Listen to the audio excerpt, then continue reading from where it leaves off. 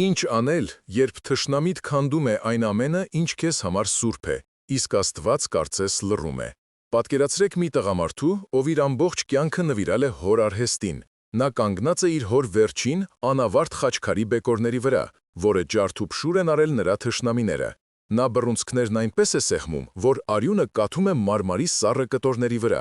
Այդ պահին «Սիրիր թշնամուդ» խոսքերը հնչում են որպես դաժան ծաղր։ Նա վերցնում է հեռախոսը, բայց ոչ թե քահանային զանգելու համար։ Այս պատմությունը ցույց կտա, թե ինչ է տեղի ունենում, երբ բարի մարդուն հասցնում են վերջին սահմանին, և վրեժը թվում է միակ արդարությունը։ Բայց ամենակարևորը, մենք կբացահայտենք, թե ինչպես է մի հին քահանայի մոռացված խորհուրդը դառնում է բռնությունից ավելի հզոր զենք, փոխելով իրադարձությունների ընթացքն այնպես, ինչպես ոչ ոք չէր սպասում։ Սա ոչ թե ներման, այլ հաղթանակի պատմություն է, երբ Աստծո պատվիրանը բախվում է կյանքի դաժան իրականությանը, որը կհաղթի։ Բաժանորդագրվեք հիմա և մեկնաբանություններում գրեք ձեր քաղաքի անունը, տեսնենք քանիսով ենք։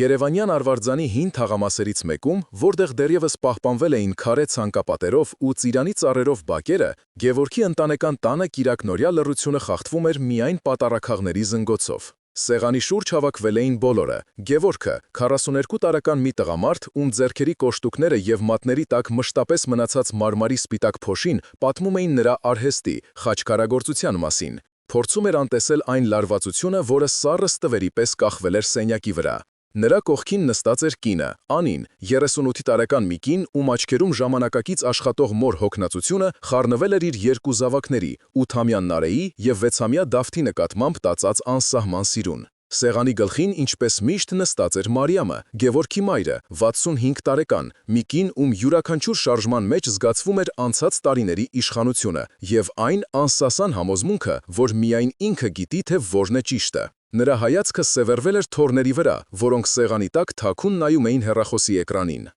«Այս երեխաների աչքերը լույս չեն տեսնի այս սատանայի սարքերի պատճառով», սկսեց Մարիամը ձայնը սուր, ինչպես իր ձեռքի դանակը, որով կտրում էր թխած հավի կտորը։ «Անի, ախր քանի անգամ պետք է ասեմ, որ երեխային պետք է զբաղեցնել, միայն դպրոց տանելով ու բերելով չի։ Մեր հարևան Սոնայի հարսը, Արմինեն, իր երեխաներին և երաժշտականի է տանում, և լողի։ Իսկ տունը միշտ փայլում է մաքրությունից։ Իսկ դու ամբողջ օրն աշխատանքի ես, երեխաները թողած բախտի քմահաճույքին»։ Անին շուրթերը կծեց, փորձելով զսպել պատասխանը։ «Մայրիկ, ընդամենը հանգստյան օր է, շաբաթվա մեջ ժամանակ չեն ունենում»։ Գևորգը միջամտեց, ձայնի մեջ հոգնածություն կար։ «Մամ, խնդրում եմ, Անին ամեն ինչ անում է երեխաների համար»։ «Ես ինչ եմ ասում», վիրավորված տոնով պատասխանեց Մարիամը, ձեռքերը տարածելով։ «Ես ձեր լավն եմ ուզում։ Վաղը մյուս օրը մարդիկ ինչ կասեն։ Կասեն Գևորգի երեխաները դաստիարակություն չունեն, անտեր են մեծանում։ Իմ ամոթն է դա»։ Այդ պահին բակի դարպասների մոտ կանգ առավ մի սև փայլուն ամենագնաց, որի թանկարժեք տեսքը խորթ էր այս հին թաղամասի համեստությանը։ Մեքենայից դուրս եկավ մի տղամարդ, թանկարժեք կոստյումով, ում ինքնավստահ քայլվածքն ու սառը հայացքը ակնթարթորեն փոխեցին օդի լարվածության բնույթը։ Դա Տիգրանն էր, քաղաքի ամենաազդեցիկ կառուցապատողներից մեկը։ Գևորգը դուրս եկավ նրան ընդառաջ, սրտում վատ կանխազգացում։ Նրանք կանգնեցին արհեստանոցի մոտ, որտեղ դարսված էին կիսատ թողնված խաչքարերն ու մարմարի մեծ սալերը։ Օդում կախված էր քարի փոշու և հողի հոտը։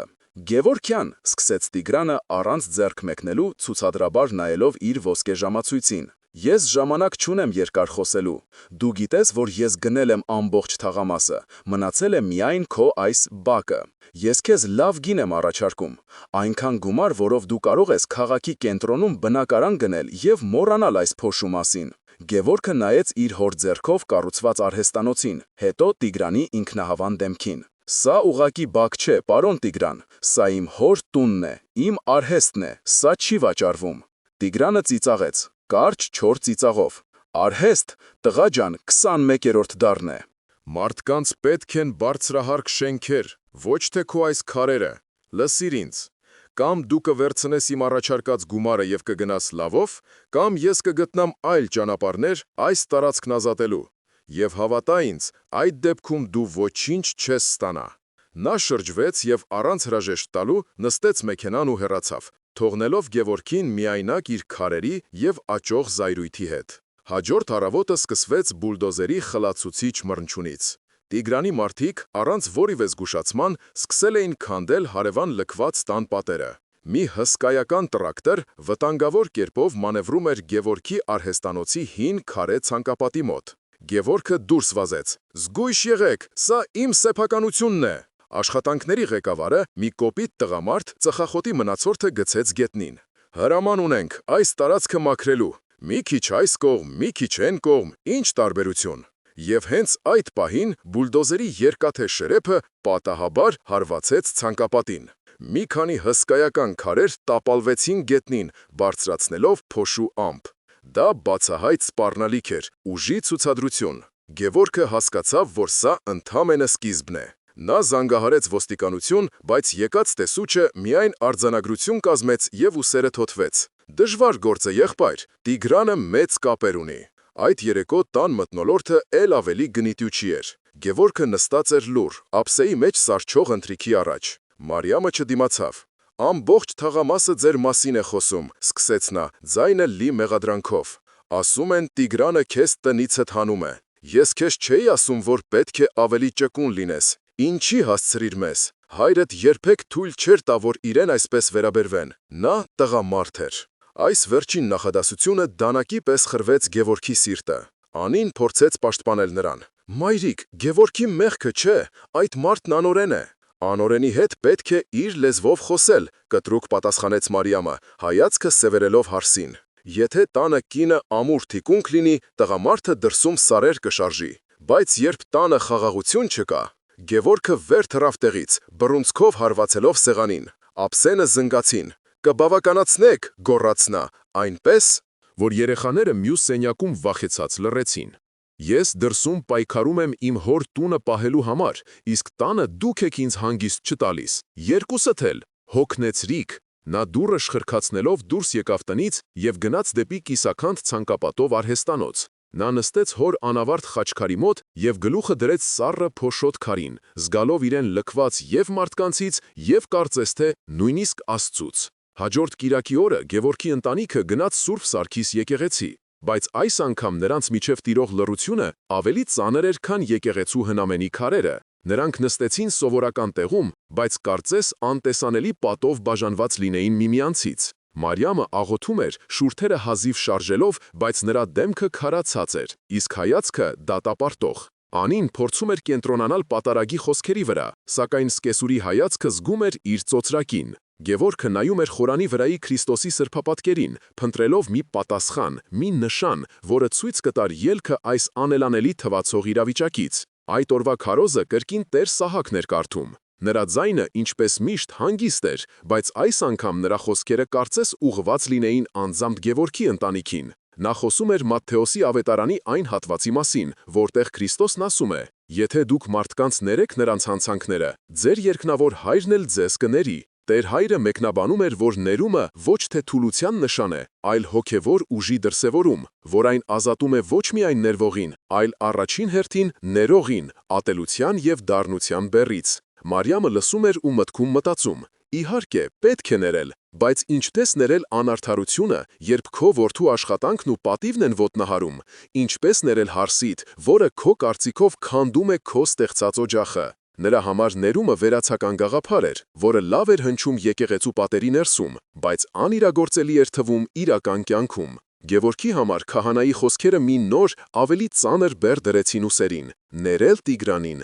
այն մարդուն, ով քանդում էր իր հոր ժառանգությունը, դա անհնարին էր թվում։ Բայց նույն պահին նա նայեց կնոջն ու մորը և հասկացավ, որ աններողամտության թույնը արդեն թափանցել էր իր սեփական տուն։ Պատարագից հետո, երբ նրանք դուրս էին գալիս եկեղեցուց, նրանց մոտեցավ Տեր Սահակը։ Նա ձեռքը դրեց Գևորգի ուսին։ «Գևորգ որդիս, տեսնում եմ, որ սիրտդ ծանրացած է։ Հիշիր, ամենամեծ փոթորիկների ժամանակ է, որ մենք պետք է ամուր բռնենք Քրիստոսի ձեռքից։ Միայնակ մի փորձիր պայքարել»։ Այդ երեկո, երբ երեխաները քնած էին, Գևորգի տան դուռը բացվեց և ներս մտավ նրա կրտսեր եղբայրը Լևոնը։ Լևոնը 35 տարեկան էր, սուր միտք ուներ, գործնական էր և իր եղբոր լրիվ հակապատկերն էր։ Նա իրավաբան էր և հավատում էր ոչ թե աղոթքի, այլ օրենքի և ուժի զորությանը։ Նա լսել էր Տիգրանի հետ կատարվածի մասին և եկել էր օգնության։ Սեղանի շուրջ նստած էին Գևորգը, Անին, Մարիամը և այժմ նաև Լևոնը։ Սեղանին դրված թեյը սառչում էր,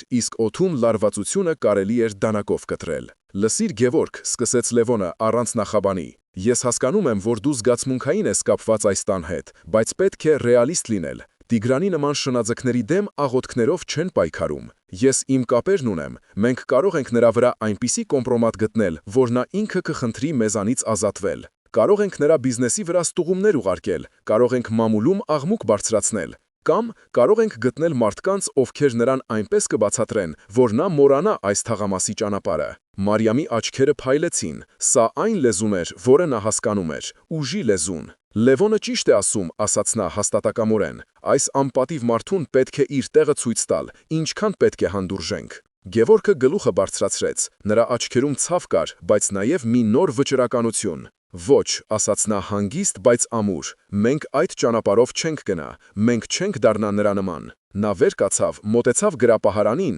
հանեց հին կաշվե կազմով ավետարանը, որը ժառանգել էր իր պապից, և բացեց այն։ «Ես ուզում եմ ձեզ համար մի բան կարդալ»։ Լևոնը հեգնական ժպտաց։ «Գևորգ, հիմա քարոզի ժամանակը չէ»։ «Լսիր», պնդեց Գևորգը և սկսեց կարդալ Լուկասի ավետարանից։ «Բայց ձեզ եմ ասում, որ լսում եք, սիրեցեք ձեր թշնամիներին, բարիք արեք ձեզ ատողներին, օրհնեցեք ձեզ անիծողներին և աղոթեք նրանց համար, որոնք ձեզ չարչարում են»։ Սենյակում լռություն տիրեց։ Առաջինը խախտեց այն Լևոնը։ Նա ծիծաղեց, բարձր, անկեղծ. «Սիրե Տիգրանին, Գևորգ, դու գլուխդ կորցրել ես։ Էդ մարդը քանդում ա մեր տունը, իսկ դու ինձ Աստվածաշնչից մեջբերումներ ես անում։ Սա իդեալիզմ չէ, սա հիմարություն է, սա հավատք է, Լևոն», հանգիստ պատասխանեց Անին առաջին անգամ խոսելով։ «Գուցե մենք չենք հասկանում, թե ինչպես, բայց սա է միակ ճիշտ ճանապարհը»։ «Ճիշտ ճանապարհը», պայթեց Մարիամը, ոտքի կանգնելով։ «Ճիշտ ճանապարհը մեր ընտանիքի պատիվը պաշտպանելն է։ Գևորգ, հայրդ երկակ այսպիսի վախկոտություն թույլ չէր տա իրեն։ Դու խայտառակում ես նրա հիշատակը քո այս անիմաստ խոնարհությամբ»։ Այդ պահին ընտանիքը բաժանվեց երկու ճամբարի։ Մի կողմում ռեալիստներն էին, Լևոնն ու Մարիամը, որոնք հավատում էին մարդկային ուժին, խորամանկությանը և վրեժին։ Մյուս կողմում Գևորգն ու Անին էին, որոնք, թեև լիովին չհասկանալով, փորձում էին կառչել Քրիստոսի խոսքից, ինչպես խեղդվողը փրփուրից։ Քրիստոսի խորհուրդը ոչ թե լուծեց խնդիրը, այլ ավելի սրեց այն, մերկացնելով նրանց սրտերում թաքնված վախերը, հպարտությունը և հավատքի պակասը։ Գիշերը իջավ տան վրա, բայց ոչ ոքի համար խաղաղություն չբերեց։ Ընտանեկան բուռն վեճից հետո, անցած գիշերը Գևորգը աչք չէր կպցրել։ Նա անվերջ պտտվում էր արհեստանոցում, քայլելով կիսատ խաչքարերի և մարմարի սառը սալերի միջով։ Եղբոր խոսքերը «սա հիմարություն է» և մոր մեղադրանքը «դու խայտառակում ես հորդ հիշատակը» արձագանքում էին մտքում, խառնվելով Քրիստոսի խաղաղ, բայց անհասկանալի թվացող պատվիրանին. «Սիրեցեք ձեր թշնամիներին»։ Նա փորձում էր պատկերացնել, թե ինչպես կարելի է սիրել Տիգրանին։ Դա անհնար էր թվում, բայց գուցե սիրելը չի նշանակում զգալ, այլ նշանակում է գործել։ Գուցե պետք է անել մի բարի քայլ, անգամ եթե սիրտդ լի է դառնությամբ։ Այս միտքը, որպես փրկողակ, կառչեց նրա գիտակցությունից։ Արևածագին նա որոշում կայացրեց։ Նա վերցրեց մի փոքրիկ գեղեցիկ մշակված մարմարի կտոր, որը մնացել էր իր հոր աշխատանքներից, և ամբողջ առավոտ աշխատեց դրա վրա։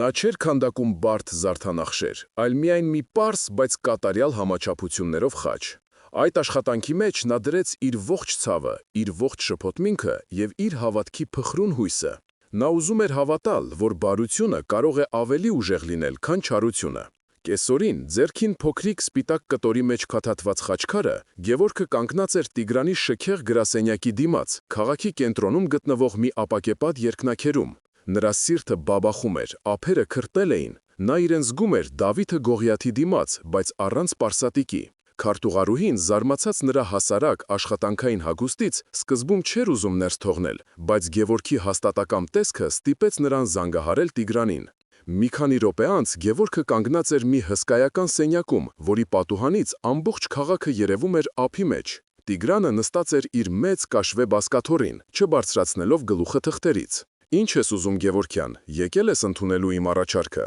Գևորգը լուռ մոտեցավ սեղանին և զգուշորեն դրեց կտորի մեջ փաթաթված խաչքարը։ «Սա ձեզ համար է», ասաց նա, ձայնը հազիվ դուրս գալով։ Ես ուզում եմ, որ խաղաղություն լինի մեր միջև, թող Աստված օրհնի ձեր աշխատանքը։ Տիգրանը վերջապես բարձրացրեց գլուխը։ Նրա հայացքում զարմանք կար, որն արագ փոխարինվեց արհամարհանքով։ Նա վերցրեց փոքրիկ խաչքարը, մի պահ պտտեց ձեռքին, զննեց այն, կարծես գնահատելով մարմարի որակը։ Գևորգի սրտում հույսի մի կայծ վառվեց, գուցե սա կաշխատի, գուցե մարդկային սրտի խորքում, նույնիսկ ամենաքարացածի, կա մի տեղ բարության համար։ Բայց հետո Տիգրանը արեց մի բան, որը սառեցրեց արյունը Գևորգի երակներում։ Նա անփութորեն, կարծես ծխախոտի մնացորդ լիներ, խաչքարը նետեց իր սեղանի կողքին դրված աղբամանի մեջ։ Մարմարի և մետաղի բախումից կարճ տհաճ ձայն լսվեց։ «Ինձ քո քարերը պետք չեն», սառը ասաց Տիգրանը, կրկին խոնարհվելով իր թղթերի վրա։ «Ինձ քո հողն է պետք, դու ունես 24 ժամ մտածելու համար։ Վաղը այս ժամին իմ առաջարկը կրկնակի կնվազի։ Հիմա կարող ես գնալ»։ Գևորգը կանգնած էր քարացած, նվաստացումը այրում էր նրան ներսից, նրա բարի կամքի դրսևորումը, Նրա հավատքի փորձը ոտնատակ էր արվել ամենացինիկ ձևով։ Նա զգում էր, թե ինչպես է իր ներսում զայրույթի ալիքը բարձրանում, խեղդելով ներողամտության և սիրո մասին բոլոր մտքերը։ Նա դուրս եկավ գրասենյակից ոչինչ չասելով, բայց նրա սրտում միայն մեկ ցանկություն կար՝ վրեժ։ Ճանապարհին, չգիտակցելով, թե ուր են տանում իրեն ոտքերը, նա հայտնվեց Սուրբ Սարգիս եկեղեցու բակում։ Նա տեսավ Տեր Սահակին, որը զրուցում էր մի քանի ծխականների հետ։ Տեսնելով Գևորգի խելագարված հայացքը, քահանան մոտեցավ նրան։ «Ինչ է պատահել, որդիս»։ Գևորգը պատմեց ամեն ինչ, ձայնը դողալով զայրույթից և նվաստացումից։ «Ես փորձեցի, Տեր հայր, ես փորձեցի անել այն, ինչ ասում է ավետարանը, բայց դա անօգուտ է, այդ մարդը սիրտ չունի, նրա հետ պետք է խոսել միայն ուժի լեզվով»։ Տեր Սահակը ուշադիր լսեց, հետո նրան տարավ եկեղեցու ներսը, որտեղ հանգիստ էր ու զով։ Նրանք նստեցին վերջին նստարանին։ «Գևորգ», սկսեց քահանան փափուկ ձայնով, «դու արեցիր մի շատ դժվար քայլ, բայց դու մի սխալ թույլ տվեցիր։ Դու բարիք արեցիր ակնկալելով արդյունք։ Դու քո բարիքունը դարձրիր գործարք։ Ես քեզ բարիք կանեմ, դու ինձանից հետ կկանգնես։ Բայց Քրիստոսի սերը անպայմանական է։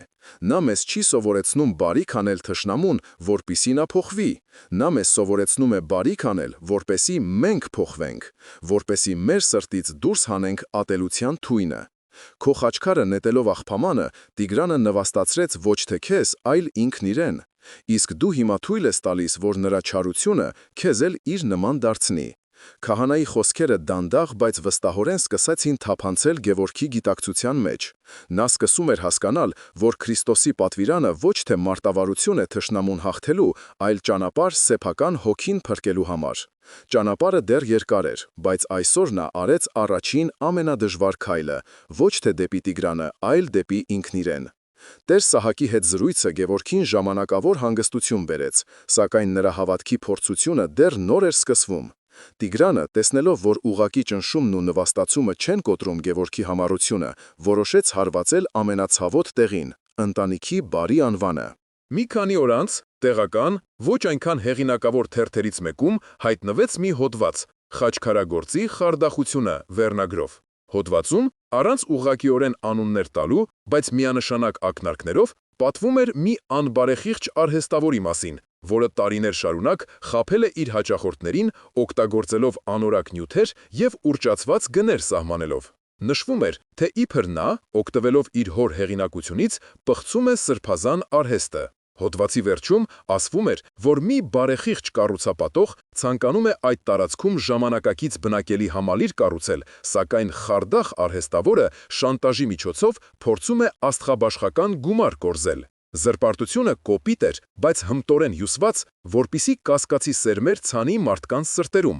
Այս հոդվածը ռումբի պես պայթեց։ Այն հասավ Մարիամի ձեռքը հաջորդ առավոտ, երբ նա գնացել էր շուկա։ Նա մոտեցավ կանաչեղեն վաճառող Ռուզանին, ում հետ 30 տարվա հարևաններ էին։ «Ռուզան ջան, մի կիլոգրամ լոլիկ կքշերես»։ Ռուզանը, որը միշտ նրան դիմավորում էր լայն ժպիտով, այս անգամ խուսափեց նրա հայացքից։ «Վրաս վերջացավ, Մարիամ», փնթփնթաց նա, թեև նրա առջև լոլիկի մի ամբողջ սար էր դրված։ Մարիամը զարմացած անցավ առաջ դեպի պանրավաճառ Աշոտի կրպակը։ Աշոտը, տեսնելով նրան, շրջվեց և սկսեց զբաղվել մեկ այլ գնորդով, ձևացնելով, թե չի նկատում։ Մարիամը կանգնեց մի պահ, ոչինչ չհասկանալով։ Հետո նա տեսավ, թե ինչպես են մարդիկ նայում իրեն, շշնջում միմյանց ականջին և ցույց տալիս թերթի ծալված օրինակները։ ամոթի և նվաստացման կարմիր ալիքը ողողեց նրա դեմքը։ Նա դատարկ զամբյուղը ձեռքին գլխիկոր դուրս եկավ շուկայից։ Ինչ կասեն մարդիկ, սկզբունքը, որը նրա կյանքի առանցքն էր,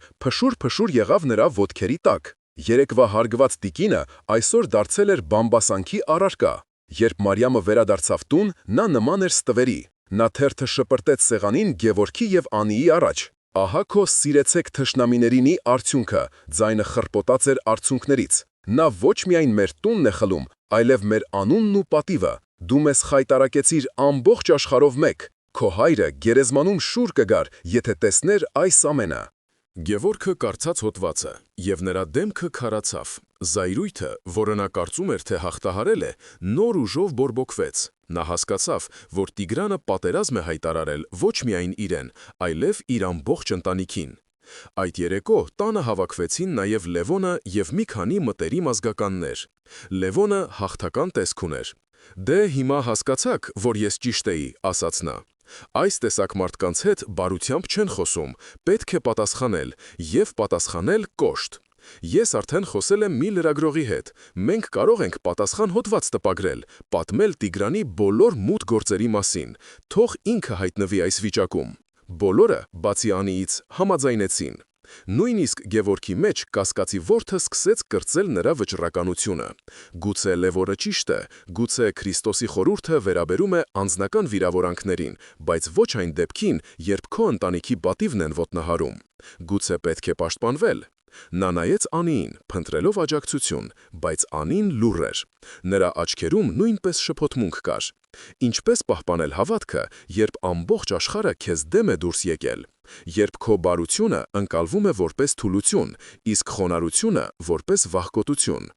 Գևորգը հայտնվել էր հոգևոր փակուղում։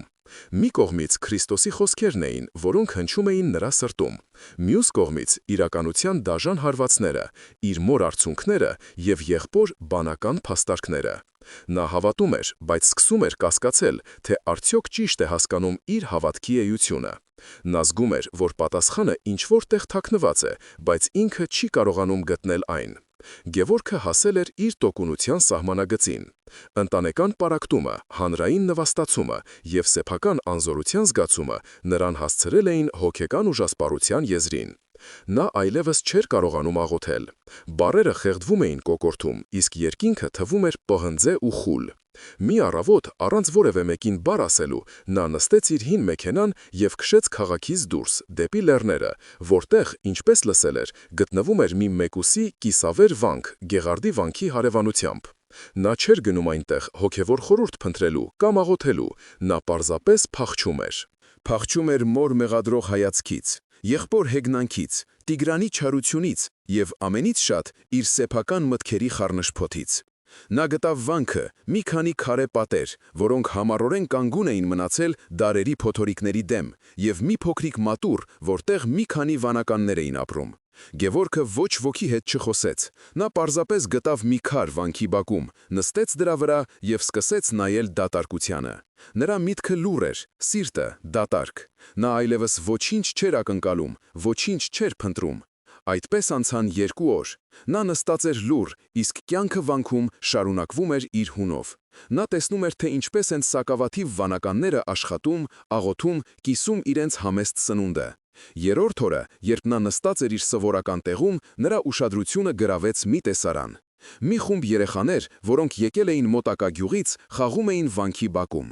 Նրանցից մեկը, մի 10 տարեկան տղա, վերցրեց մի սուր եզրերով քար և նետեց բակում պառկած թափառող շան ուղղությամբ։ Քարը դիպավ շան թաթին և կենդանին ցավից վնգստալով փախավ։ Գևորգի ներսում զայրույթի ալիք բարձրացավ։ Նա ուզում էր վեր կենալ և բռնել տղայի ականջից, բայց նրան կանգնեցրեց մի ծեր վանականի շարժումը։ Վանականը, որի դեմքը կնճիռների ցանց էր, իսկ աչքերը խորը և իմաստուն, լուռ մոտեցավ այն տեղին, որտեղ ընկել էր քարը։ Նա հանգիստ բարձրացրեց այն, մաքրեց հողից և տղայի վրա հետ նետելու կամ նրան նախատելու փոխարեն տարավ և զգուշորեն դրեց վանքի կիսաքանդ պատի հիմքում, լրացնելով առաջացած բացը։ Նա ոչինչ չասաց, բայց նրա գործողությունը ավելի խոսուն էր, քան ցանկացած քարոզ։ Այդ պահին Գևորգի գլխում կարծես կայծակ փայլատակեց։ Նա հանկարծ տեսավ այն, ինչին երկար ժամանակ կուրորեն նայում էր։ Նա հասկացավ Քրիստոսի խոսքերի իրական, ցնցող իմաստը. «Սիրեցեք ձեր թշնամիներին»։ Դա չէր նշանակում պասիվորեն հանդուրժել չարությունը։ Դա չէր նշանակում թույլ տալ, որ քեզ ոտնահարեն։ Դա չէր նշանակում նույնիսկ ներքուստ ներել, շարունակելով տառապել։ Դա նշանակում էր ինչ-որ բան աներևակայելիորեն ավելի արմատական։ Դա նշանակում էր վերցնել թշնամու կողմից քո դեմ ուղված չարության էներգիան, նրա ատելությունը, նրա ագրեսիան։ Նրա քարը, եւ դրանով ոչ թե պատասխան հարված հասցնել, այլ կառուցել, վերափոխել կործանարար ուժը արարիչ ուժի, չզիջել, այլ վերահղել հարվածը, այն դարձնելով քո սեփական պատի հիմնաքարը։ Տիգրանը նրա վրա նետում էր զրպարտություն, ճնշում, նվաստացում, իսկ ինքը, Գևորգը, փորձում էր կամ այդ քարերը հետ նետել, ինչպես առաջարկում էր Լևոնը, կամ պարզապես կանգնել դրանց տակ, թույլ տալով, որ իրեն ջախջախեն։ Բայց կար երրորդ ճանապարհ, Քրիստոսի ճանապարհը, վերցնել այդ քարերը եւ դրանցով կառուցել մի բան, որը Տիգրանը երբեք չէր կարող քանդել։ Այս գիտակցումից Գևորգի շունչը կտրվեց։ Նա հասկացավ, որ մինչ այս պահը ինքը կարդում էր ավետարանը, բայց չէր հասկանում դրա էությունը։ Նա փորձում էր կիրառել Քրիստոսի խորհուրդը որպես կանոն, որպես արտաքին գործողություն, մինչդեռ դրա ողջ իմաստը ներքին փոխակերպման մեջ էր։ Դա ոչ թե պարտություն ընդունելու, այլ հաղթանակի բանաձև էր, բայց մի հաղթանակի, որը չի կործանում թշնամուն, այլ անզոր է դարձնում նրա չարությունը։ Նրա բոլոր նախորդ փորձերը՝ Տիգրանին խաչքար նվիրելը, ընտանիքին համոզելը, այժմ նրան թվում էին միամիտ եւ մակերեսային։ Նա գործում էր առանց հասկանալու գործողության հոգին։ Այժմ ամեն ինչ պարզ էր դարձել։ Նա վեր կացավ։ Նրա աչքերում այլևս չկար ոչ հուսահատություն, ոչ զայրույթ, ոչ շփոթմունք։ Դրանց փոխարինել էր մի հանգիստ, պողպատե վճռականություն։ Նա գիտեր, թե ինչ պետք է անի։ Նա չգիտեր, թե ինչով կավարտվի այս ամենը, բայց նա գիտեր, որ գտել է ճիշտ ճանապարհը։ Նա մոտեցավ ծեր վանականին, որը շարունակում էր իր գործը, խոնարհվեց եւ համբուրեց նրա կոշտացած աշխատավոր ձեռքը։ «Շնորհակալ եմ, Հայր Սուրբ», ասաց նա պարզապես։ Վանականը նայեց նրան իր խորաթափանց աչքերով եւ շփտաց. «Աստված քեզ հետ որդիս, գնա եւ կառուցիր»։ Գևորգի վերադարձը լուռ էր։ Նա մեքենան կանգնեցրեց բակում եւ մտավ տուն։ Նրա դեմքին մի նոր արտահայտություն կար, հանգիստ, բայց միևնույն ժամանակ անսասան վճռականությամբ լի։ Նրա ընտանիքի անդամները՝ Անին, Մարիամը եւ Լևոնը, որը կրկին եկել էր ռազմական խորհրդի, նստած էին հյուրասենյակում, լարված եւ մռայլ։ Նրանք շրջվեցին դեպի նա, սպասելով բացատրությունների նրա երկօրյա բացակայության համար։ Գևորգը ոչինչ չասաց, միայն մոտեցավ եւ միացրեց սեղանի լամպը։ Փափուկ լույս ընկավ նրանց դեմքերին, ընդգծելով հոգնածությունն ու անհանգստությունը։ Նա նստեց նրանց դիմաց եւ խորը շունչ քաշեց։ Նրա ձայնը հանգիստ էր, առանց զայրույթի կամ հուսահատության հետքի։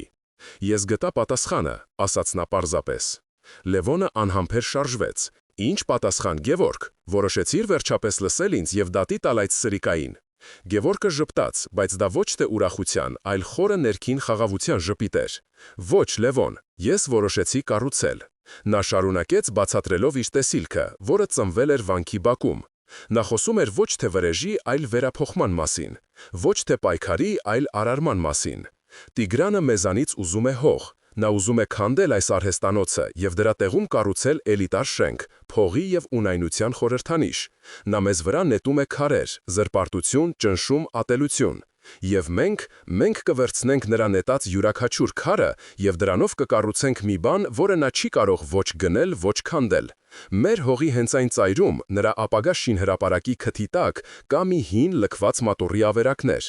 Մենք կվերականգնենք այդ մատուռը, մեր ձեռքերով, անվճար։ Մենք նրա շահույթի տարածքը կվերածենք աղոթքի վայրի։ Մենք նրա ատելության էներգիան կվերածենք հավատքի էներգիայի։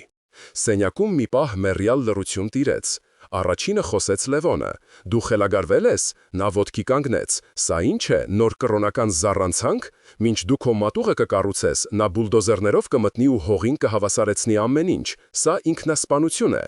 Մարիամը նայում էր որդուն, դեմքին շփոթմունքի եւ անհավատության խառնուրդ։ Նա չէր հասկանում։ Նրա համար պատիվը պաշտպանում էին ուժով, ոչ թե քարեր դնելով։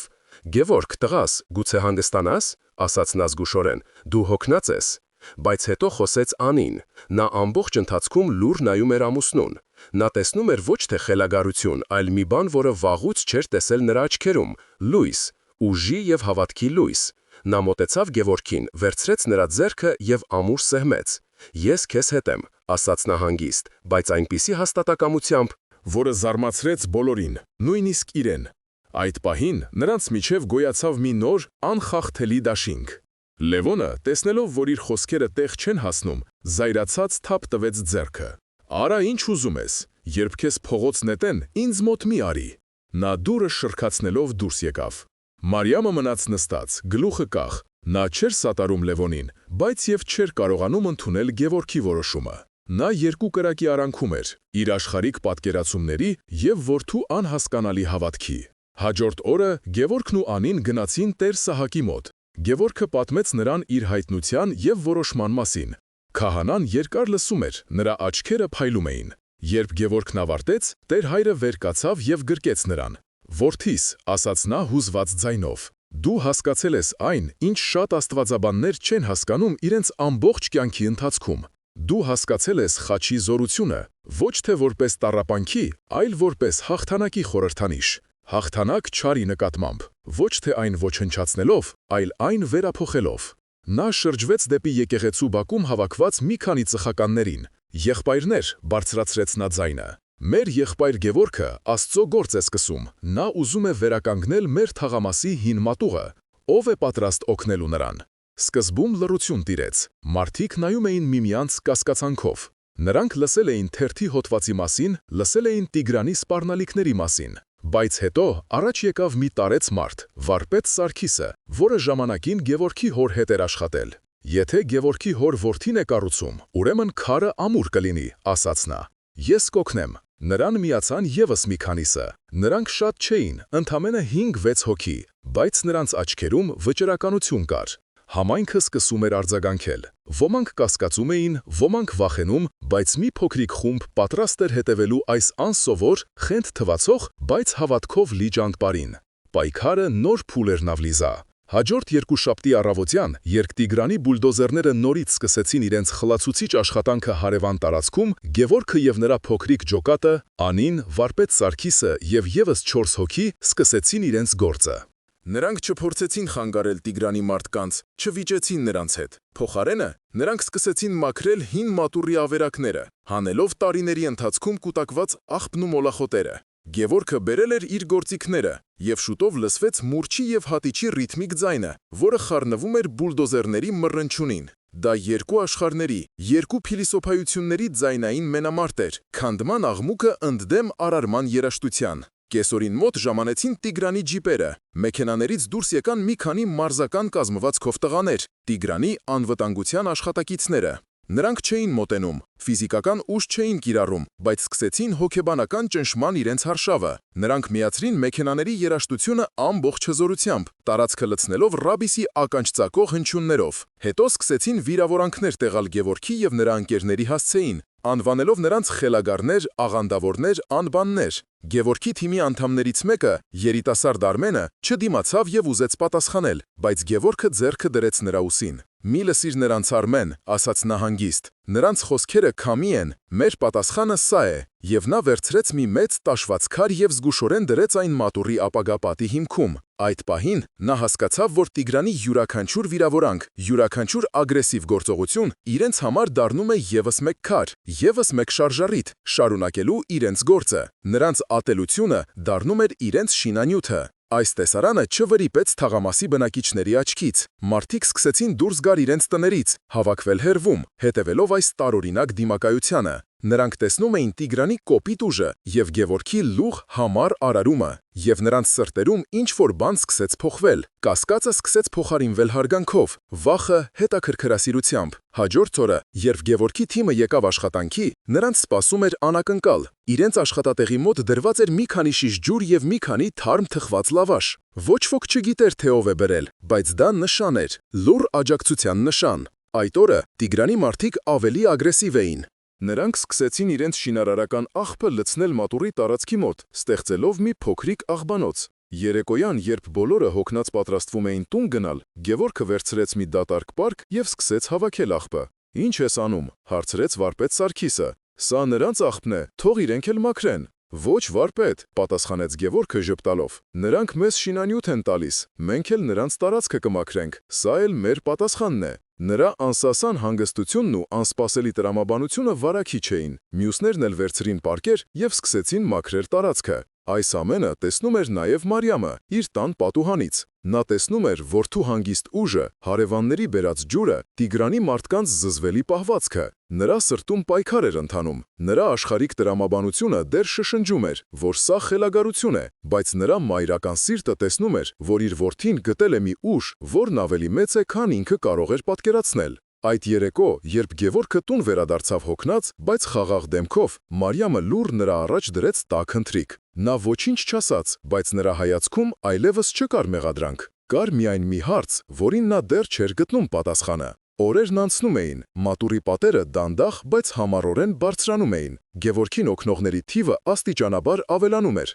Մի օր եկավ մի երիտասարդ ճարտարապետ եւ առաջարկեց իր օգնությունը անվճար կազմելու վերականգնման նախագիծը։ Մեկ ուրիշը բերեց ցեմենտի մի քանի պարկ։ Կանայք սկսեցին ամեն օր ուտելիք բերել աշխատողների համար։ Գևորգի գործը դառնում էր համայնքի գործը։ Նա ոչինչ չէր խնդրում, բայց մարդիկ, տեսնելով նրա անձնվիրությունը, իրենք էին գալիս։ Նա ոչ թե պատերազմում էր Տիգրանի դեմ, այլ կառուցում էր մի այլ ընտրանքային իրականություն, հիմնված ոչ թե ատելության, այլ համագործակցության եւ հավատքի վրա։ Եվ այդ իրականությունը սկսում էր գրավել ավելի ու ավելի շատ մարդկանց սրտեր։ Պայքարը դեռ չէր ավարտվել, բայց մարտադաշտի կանոնները արդեն փոխվել էին։ Մի քանի շաբաթ անց, երբ մատուրի պատերն արդեն հասել էին մարդու հասակին, Տիգրանը հասկացավ, որ կորցնում է վերահսկողությունը։ Նրա ճնշման մեթոդները ոչ միայն չէին վախեցնում Գևորգին, այլև հակառակ ազդեցությունն էին ունենում, համախմբելով համայնքը նրա շուրջ։ Զայրույթից կուրացած, նա որոշեց դիմել վերջին վճռական քայլին։ Մի առավոտ նա անձամբ եկավ շինհրապարակ։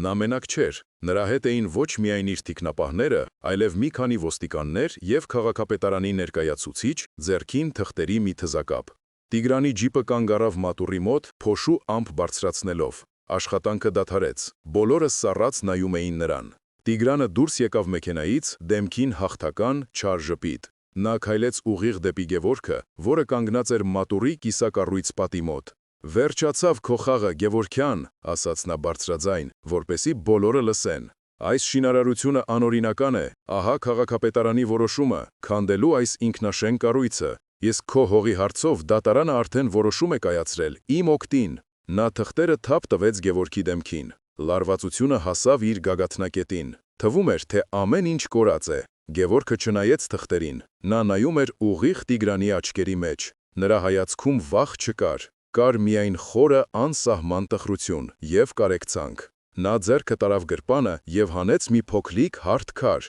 որի վրա մի քանի տառ էր փորագրել։ Նա մեկնեց քարը Տիգրանին։ Ես գիտեմ, որ դուք ծնվել եք Գյումրիում, ասաց Գևորգը հանգիստ ձայնով, որը լսվում էր տիրող լռության մեջ։ Ես իմացա ձեր ծնողների անունները՝ Հովանես եւ Նունե։ Նրանք թաղված են այնտեղի հին գերեզմանատանում, որը ավերվեց երկրաշարժից։ Այս մատուրը մենք կառուցում ենք ի հիշատակ բոլոր նրանց, ում գերեզմանները կորել են, այն նաև ձեր ծնողների հիշատակին է։ Ես ուզում էի, որ այս քարը նրանց անուններով լիներ մատուրի առաջին քարերից մեկը։ Տիգրանը քարացած նայում էր քարին, հետո Գևորգին։ Նրա դեմքի ինքնավստահ դիմակը սկսեց ճաքչքել։ Նա սպասում էր ամեն ինչի, դիմադրության, վեճի, անեծքների, բայց ոչ սրան։ Գևորգը նրան չէր դատում, չէր մեղադրում։ Նա նրա մեջ տեսնում էր ոչ թե թշնամի, այլ մարդ, ով նույնպես ունի անցյալ, ունի կորուստ, ունի ցավ։ Այդ պահին Տիգրանի ներսում ինչ-որ բան կոտրվեց։ Նրա ողջ կյանքի կառուցած պաշտպանական պատը, որը հիմնված էր փողի եւ ուժի վրա, փլուզվեց մի պարզ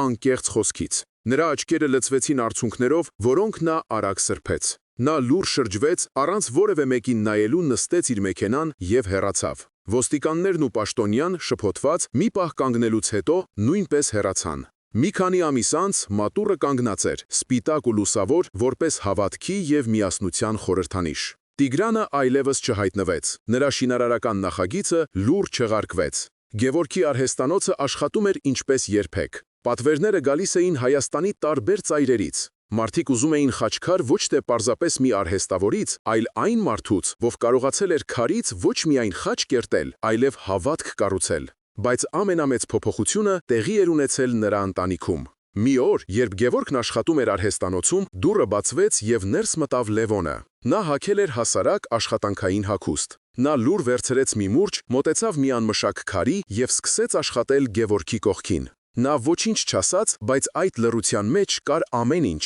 ներողություն, հարգանք, եղբայրական սեր։ Նրանց մայրը Մարիամը հաճախ էր գալիս մատուռ, մոմ վառում եւ երկար նստում լուր։ Նա դեռ լիովին չէր հասկանում, թե ինչպես դա տեղի ունեցավ, բայց նա գիտեր, որ իր որդին գտել էր մի իմաստություն, որն ավելի թանկ էր, քան հարևանների կարծիքը։ Սիրելի եղբայրներ եւ քույրեր, այս պատմությունը մեզ սովորեցնում է մի կարևոր ճշմարտություն։ Քրիստոսի խորհուրդը սիրել թշնամուն պարզապես բարոյական կոչ չէ։ Դա հոգևոր տեխնոլոգիա է, ամենահզոր զենքը չարի դեմ։ Դա կործանման էներգիան արարման վերածելու արվեստն է։ Գևորգը հաղթեց ոչ թե այն ժամանակ, երբ Տիգրանը հեռացավ, այլ այն պահին, երբ նա կարողացավ Տիգրանի մեջ տեսնել ոչ թե հրեշի, այլ կորուսյալ տառապող մարդու։ Եվ սա այն դասն է, որը մենք բոլորս կարող ենք կիրառել մեր կյանքում, մեր ընտանիքներում, մեր համայնքներում, մեր երկրում։ Կիսվեք մեկնաբանություններում, թե ինչպես կկիրառեիք Հիսուսի այս խորհուրդը ձեր սեփական կյանքի մարտահրավերներում։ Ինչպես կարող ենք մեր դեմ ուղղված քարերով կառուցել, ոչ թե քանդել։ Շնորհակալ եմ ձեր ուշադրության համար։ Թող Աստծո խաղաղությունը լինի բոլորիս հետ։ Ամեն։